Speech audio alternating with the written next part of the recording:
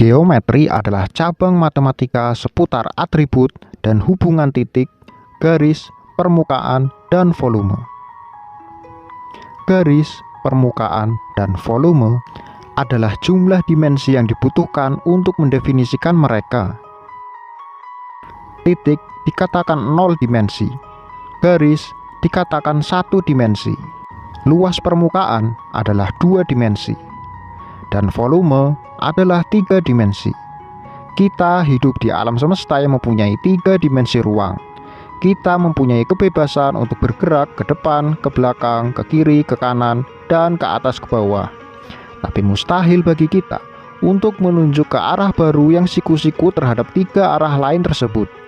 Kita menyaksikan di sekeliling kita bentuk-bentuk yang 1 dimensi, 2 dimensi, ataupun 3 dimensi, tapi tidak pernah bentuk 4 dimensi, sebab objek demikian tidak dapat ditampung di ruang 3 dimensi.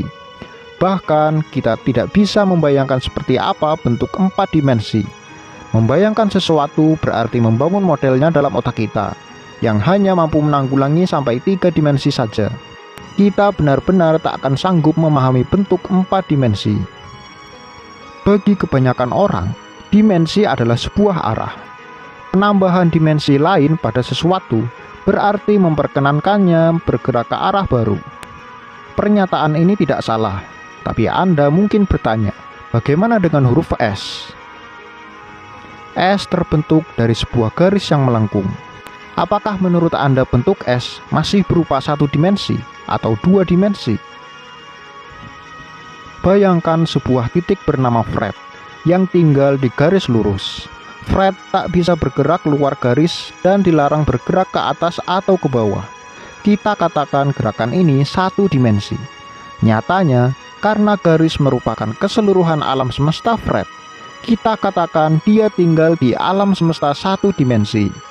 Tapi bagaimana kalau alam semestanya adalah huruf S? Berapa banyak dimensi yang dia tinggali sekarang?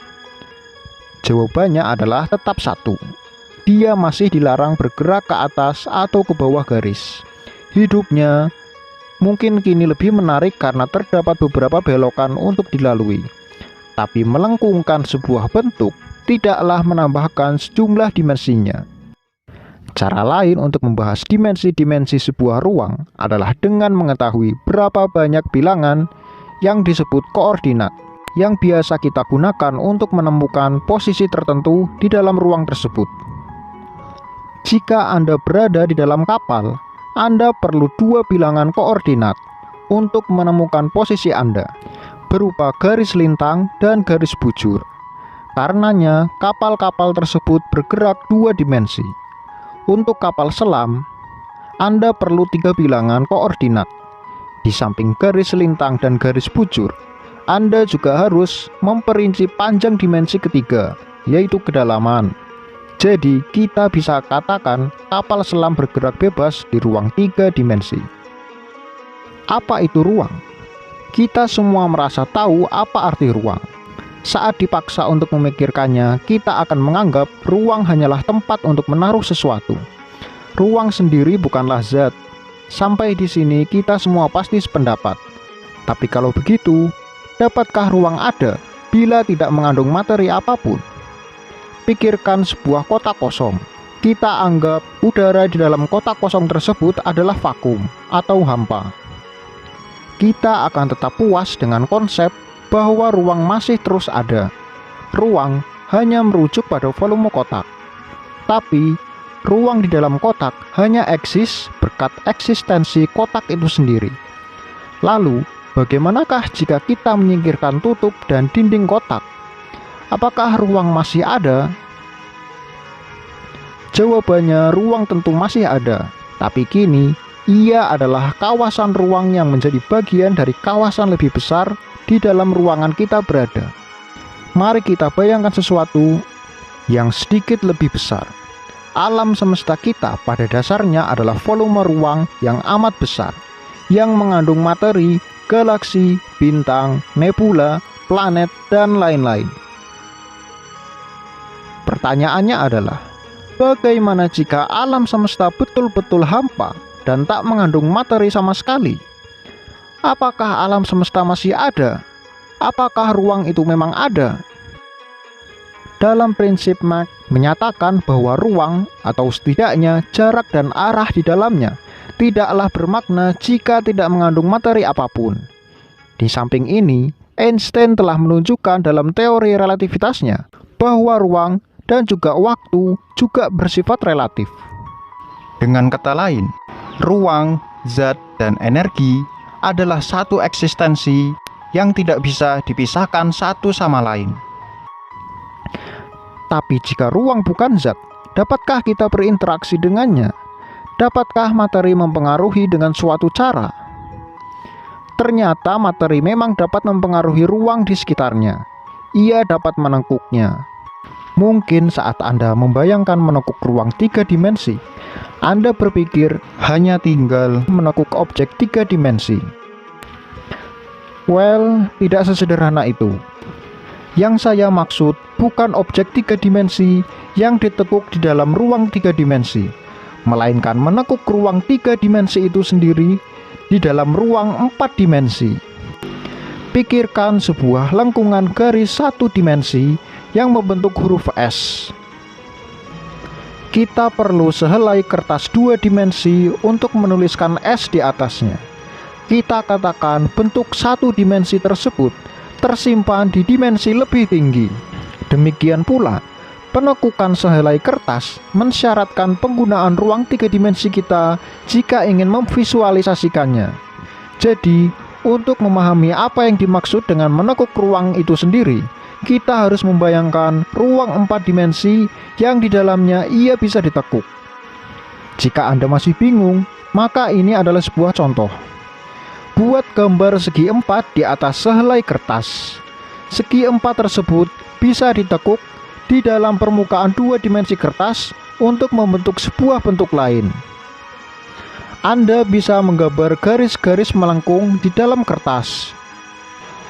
Namun, garis-garis melengkung di dalam kertas berbeda dengan menekuk helai kertas itu sendiri. Jika kita menekuk kertasnya, segi 4 terlihat tertekuk walaupun kita belum menggambar ulang di atasnya. Justru ruang di mana segi 4 itu berada yang tertekuk. Mari kita bayangkan alam semesta 2 dimensi. Penghuni alam semesta demikian berbentuk datar. Makhluk kertas yang dibatasi untuk bergerak di dalam permukaan, bukan di atas permukaan. Mereka bisa bergerak maju dan mundur, atau kiri dan kanan, tapi tidak bisa bergerak keluar permukaan atau atas dan bawah.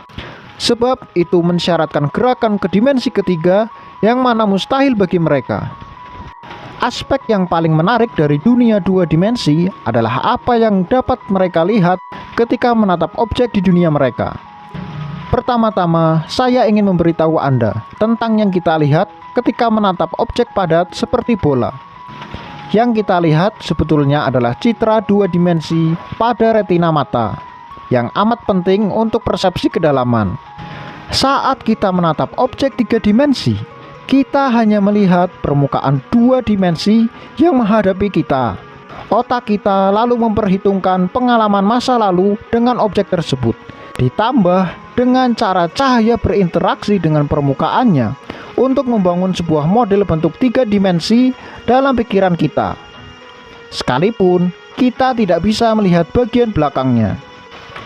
Dalam penghuni dunia 2 dimensi, bola mereka adalah lingkaran.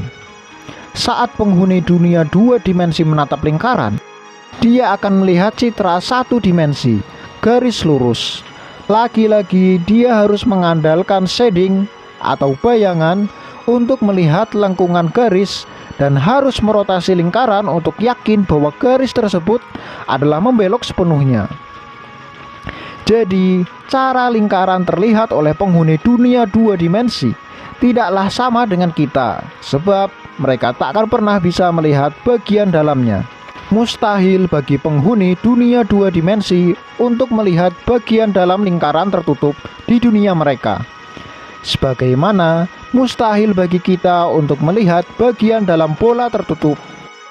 Bayangkan kita menemukan dunia 2 dimensi di suatu tempat di alam semesta kita. Kita bayangkan penghuni dunia dua dimensi tinggal di permukaan bola. Ruang mereka kini melengkung dan tidak lagi berukuran tak terhingga. Bagaimanapun, bola mempunyai luas permukaan terhingga yang jelas-jelas tidak memiliki tepi. Dunia dua dimensi ini merupakan permukaan bola tiga dimensi. Lalu, bagaimana cara penghuni dunia dua dimensi tahu bahwa ruang mereka melengkung? Cara mereka untuk mencari tahu adalah cara yang kita pakai untuk membuktikan bumi tidak datar. Memberangkatkan seseorang ke satu arah dan akhirnya kembali ke titik tolak dari arah berlawanan. Setelah mengelilingi bola tentunya. Tambahkan semua dimensi dalam uraian ini satu persatu, dan Anda berada dalam situasi yang mungkin berlaku pada kita. Di manakah pusat alam semesta? Adakah tepi alam semesta? Ada apa di luar itu? Di alam semesta dua dimensi yang melengkung melalui tiga dimensi, tidak ada pusat. Paling tidak bukan di permukaan bola. Pusat alam semesta yang demikian bukan di dalam alam semesta. Pusatnya berada di dimensi ketiga dan tidak dapat diakses, yakni di dalam bola. Meskipun area di permukaan bola itu luas, tidak ada tepi di alam semesta ini. Terhingga tapi tidak terbatas. Lalu, apakah ruang keempat memang eksis di samping tiga dimensi kita? Apakah dimensi keempat itu memang benar-benar ada? Tambahkan semua dimensi satu persatu, dan Anda akan berada dalam situasi yang mungkin berlaku bagi kita. Alam semesta bola, hypersphere, 4 dimensi, tanpa pusat dan tepi. Bola hyper mengembang dari satu titik seperti balon 4 dimensi yang ditiup. Ketika menciptakan lebih banyak ruang di alam semesta, beberapa saat setelah mulainya pengembangan alam semesta, galaksi-galaksi terkondensasi dan menyebar di permukaan bola hyper. Saat bola itu mengembang, ahli astronomi di galaksi manapun akan mengira semua galaksi lainnya bergerak menjauhinya. Tidak ada kerangka acuan yang istimewa. Sepanjang yang kita ketahui, pandangan bahwa alam semesta terlihat kurang lebih sama dari manapun kita melihatnya. Semakin jauh galaksi, semakin cepat galaksi itu bergerak menjauh. Galaksi-galaksi melekat dan terikat di ruang, sedangkan ruang itu sendiri mengembang. Untuk pertanyaan di manakah lokasi terjadinya ledakan besar di alam semesta sekarang? Jawabannya jelas, di mana-mana. Bila tidak ada cukup zat untuk mencegah alam semesta mengembang selamanya, alam semesta mestinya berbentuk terbuka, melengkung seperti pelana dengan permukaannya merentang, sampai ke tak terhinggaan dalam analogi tiga dimensi kita. Bila ada cukup zat, alam semesta berbentuk tertutup melengkung seperti bola dalam analogi tiga dimensi kita. Cahaya membutuhkan waktu lebih daripada umur alam semesta untuk mengitarinya. Selain itu, galaksi-galaksi berumur lebih muda daripada alam semesta. Tapi, bila alam semesta tertutup dan cahaya tidak dapat lolos darinya, mungkin tepat bila kita menggambarkan alam semesta sebagai lubang hitam. Ahli astronomi juga telah menyebutkan kemungkinan lubang cacing digunakan untuk berpindah dari satu tempat di alam semesta ke tempat lain tanpa harus melewati jarak yang membentang di antara keduanya. Melalui lubang hitam, kita bisa bayangkan lubang-lubang cacing ini sebagai terowongan yang menjalar melalui dimensi keempat. Kita benar-benar tidak tahu apakah lubang cacing ada, tapi seandainya ada, haruskah lubang cacing itu selalu terhubung dengan tempat lain di alam semesta? Atau mungkinkah lubang cacing terhubung dengan alam semesta lainnya? Konsekuensi bagi penghuni dunia dimensi yang lebih rendah adalah bahwa dunia mereka dapat dengan mudah dimanipulasi oleh penghuni dimensi yang jauh lebih tinggi. Sebagaimana kita bisa membuat objek dua dimensi, atau merubahnya, atau menghancurkannya. Sekarang kita balikan keadaan tersebut kepada diri kita sendiri. Sebuah objek tiga dimensi, kita dapat dimanipulasi oleh eksistensi dengan dimensi yang jauh lebih tinggi. Semakin tinggi dimensinya, maka semakin banyak dimensi yang mampu dimanipulasinya. Sedangkan untuk makhluk yang tinggal di dimensi yang lebih rendah tidak dapat mengendalikan atau memasuki dimensi yang jauh lebih tinggi darinya. Itu dikarenakan keterbatasan gerak atau arah dalam dunia mereka. Jadi, apa yang akan kita lihat jika seekor burung ajaib mampu memanfaatkan dimensi keempat? Kita akan melihatnya lenyap dari pandangan dan kemudian bergabung kembali dengan ruang 3 dimensi kita di suatu tempat yang jauh. Itu akan terlihat mengherankan bagi kita, sebagaimana herannya penghuni dunia 2 dimensi terhadap keterampilan 3 dimensi kita merenggut objek dari dunia 2 dimensi mereka. Pada suatu hari, makhluk 3 dimensi, misalnya berbentuk seperti apel, muncul di dunia datar, melayang-layang di atasnya. Setelah memperhatikan makhluk bujur sangkar yang sangat menarik dan menyenangkan sedang memasuki rumah datarnya, apel tersebut memutuskan demi persahabatan antar dimensi untuk menyapa. Apel berkata, "Hai, apa kabar?" Sapa pengunjung dari dimensi ketiga itu. "Saya pengunjung dari dimensi ketiga." Makhluk bujur sangkar yang malang itu memandang ke sekeliling rumahnya yang tertutup dan tidak melihat siapa-siapa. Yang lebih buruk lagi, menurutnya, sapaan yang berasal dari atas itu seakan-akan keluar dari tubuh datarnya sendiri. Dia mungkin mengingatkan dirinya sendiri bahwa kegilaan mengalir di keluarganya. Jengkel karena dianggap sebagai penyimpangan kejiwaan, apel itu turun ke negeri datar. Kini makhluk 3 dimensi bisa ada di negeri datar. Hanya saja cuma sebagian, hanya seirisan melintang yang dapat dilihat. Hanya titik-titik kontak dengan bidang permukaan negeri datar.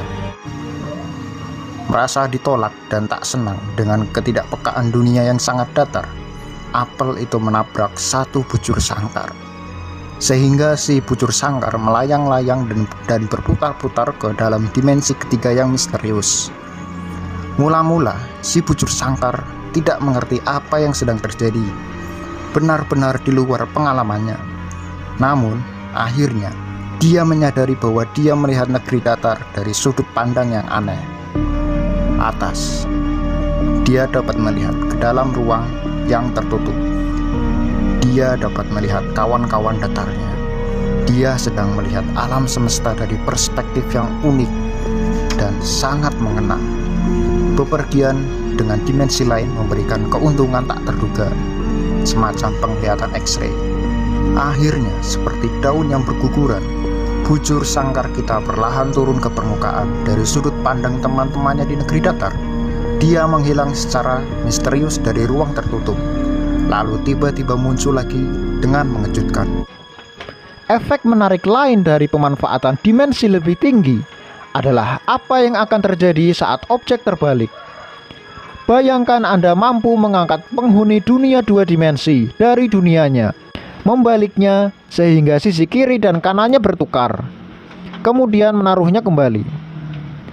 Untuk beberapa saat, segala sesuatu akan cukup membingungkan baginya. Dia tak akan merasa berbeda kecuali pada segala sesuatu di sekelilingnya. Dia harus menyesuaikan diri dengan kehidupan di dunia baru mereka. Lalu sekarang Anda bayangkan, apa jadinya jika seorang makhluk 4 dimensi merenggut Anda dari dunia 3 dimensi kita dan membalik ke Anda. Sebagai permulaan, orang-orang akan melihat sesuatu yang sedikit berbeda dari penampilan Anda, karena bagi mereka, wajah Anda kini terbalik. Sisi kanan Anda akan terbalik dengan sisi kiri Anda. Segala sesuatu di sekeliling Anda akan terlihat terbalik antara belakang dan depan. Semua tulisan akan terbalik, jarum jam akan berputar berlawanan, dan sekarang Anda akan bertangan kidal. Perlu beberapa waktu sebelum otak Anda akan beradaptasi dengan lingkungan baru tersebut.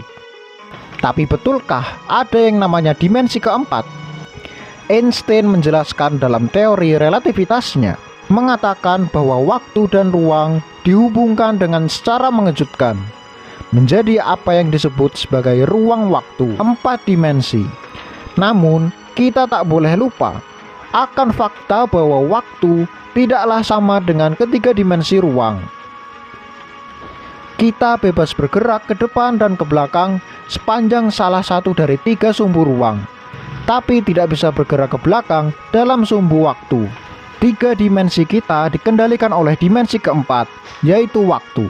Dan waktu dikendalikan oleh dimensi yang jauh lebih tinggi lagi, dan begitu seterusnya. Jika Anda perhatikan bayangan Anda, maka Anda pasti sadar bahwa bayangan tersebut berbentuk 2 dimensi. Setiap objek 3 dimensi memiliki bayangan 2 dimensi.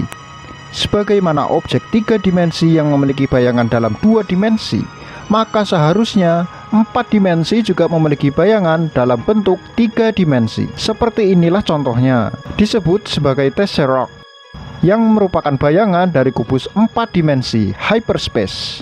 Sekilas mungkin Anda melihat itu hanya kubus rangkap biasa. Namun, perhatikan saat kubus 4 dimensi tersebut diputar. Kubus luar diciutkan dan berpindah sisi, lalu dimasukkan ke dalam, dan kubus dalam direntangkan dan berpindah sisi menjadi kubus luar. Begitu seterusnya. Kenapa bisa begini? Mari kita lihat bayangan kubus 3 dimensi. Perhatikan persegi kecil dan besar dari bayangan ini terbentuk dari perspektif sudut pandang yang dibuat oleh cahaya. Sekarang kita coba putar kubus 3 dimensi ini. Anda akan melihat persegi kecil dalam bayangan berpindah sisi menjadi persegi besar luar bayangan, dan persegi besar bayangan akan berpindah sisi menjadi persegi kecil dalam bayangan. Begitu seterusnya. Sekarang perhatikan tesseract kembali. Kubus besar dan kubus kecil timbul dikarenakan sebuah perspektif sebuah bayangan dari objek 4 dimensi yang diputar sama seperti kubus 3 dimensi. Lalu perspektif tersebut berubah dikarenakan perputaran kubus dari 4 dimensi. Seorang penghuni dunia 2 dimensi yang dapat mengakses dimensi ketiga memungkinkan dirinya melayang beberapa inci ke atas saja, maka dia akan menjadi tak terlihat di dunianya. Sebab cahaya hanya melintas di bawahnya seolah-olah dia tidak ada. Dia dapat melihat semua peristiwa-peristiwa terhampar di permukaan dari alam semesta 2 dimensinya. Saat ia melompat dengan akses dimensi ketiga, dia bisa menembus dinding, lenyap, dan berpindah ke tempat lain, serta mewujud ulang entah dari mana. Sekarang, kita balikan keadaan itu kepada kita sendiri, makhluk 3 dimensi. Bayangkan seseorang saintis yang dapat menyadap dimensi ruang keempat. Saintis tersebut dapat melayang beberapa inci saja di hyperspace 4 dimensi. Dia akan menjadi tak terlihat sebab cahaya hanya akan melintas di bawahnya seolah-olah dia tidak ada. Dia dapat melihat semua peristiwa-peristiwa dalam ruang waktu terhampar di hadapannya. Melayang di hyperspace memiliki keuntungan yang pasti. Jika ia mencoba melompat dari dimensi keempat, dia akan lenyap dari alam semesta kita, berpindah ke ruang waktu yang ia inginkan, lalu mewujud ulang entah dari mana. Penghuni hyperspace yang memandang ke kita akan melihat kita secara keseluruhan, yaitu dari depan, belakang, samping, dan atas bawah secara serempak. Mungkin terdapat hukum fisika baru di dimensi-dimensi yang lebih tinggi. Kita harus percaya bahwa dunia kita mungkin terdapat alam semesta persis di atas kepala kita. Mungkin sedang melayang-layang hanya beberapa inci saja di atas kita, mengapung di dimensi keempat, ia tak akan terlihat. Mungkin terdapat sejumlah alam semesta 3 dimensi yang berdesakan berdampingan dengan alam semesta kita, yang hanya dipisahkan beberapa inci saja oleh arah dimensi keempat. Dari penjelasan singkat tentang alam 1 dimensi, 2 dimensi, dan 3 dimensi, ternyata sifat objek benda berikut gerakannya akan sebatas pada dimensi alamnya, di mana ruang dimensi alam yang lebih rendah tidak akan mampu menampung wujud geometri benda dari dimensi alam yang lebih tinggi. Jangankan menggambar objek 4 dimensi, cuma menambah arah 1 vektor gerakan saja kita sudah tak bisa.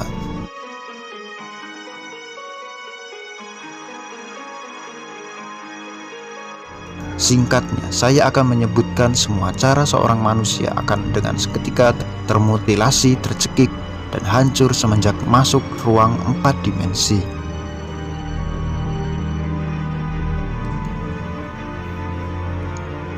Semua hukum fisika masih bertahan, gelombang masih ada, walaupun bertindak berbeda, dan partikel fundamental tetap ada.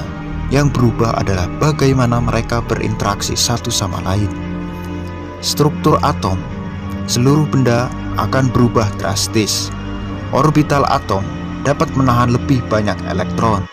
Jadi, dalam 4 dimensi, magnesium bisa jadi gas mulia dan bukan logam. Tubuh kita bergantung pada sifat dari elemen ini untuk bertahan hidup. Ketika mereka ditata ulang dan sifatnya didistorsi, semua fungsi dari organisme 3 dimensi akan lenyap. Sekarang elektronegativitas oksigen berubah, lupakan saja. Tidak mungkin.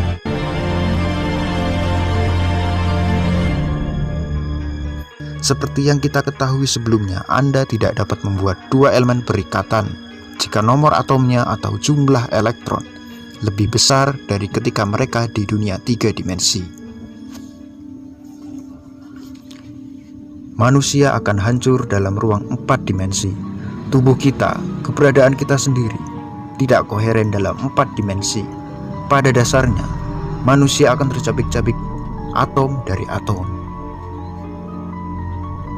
Di samping dari semua permasalahan matematis, kita harus sadar bahwa kita sangat tidak masuk akal dalam 4 dimensi.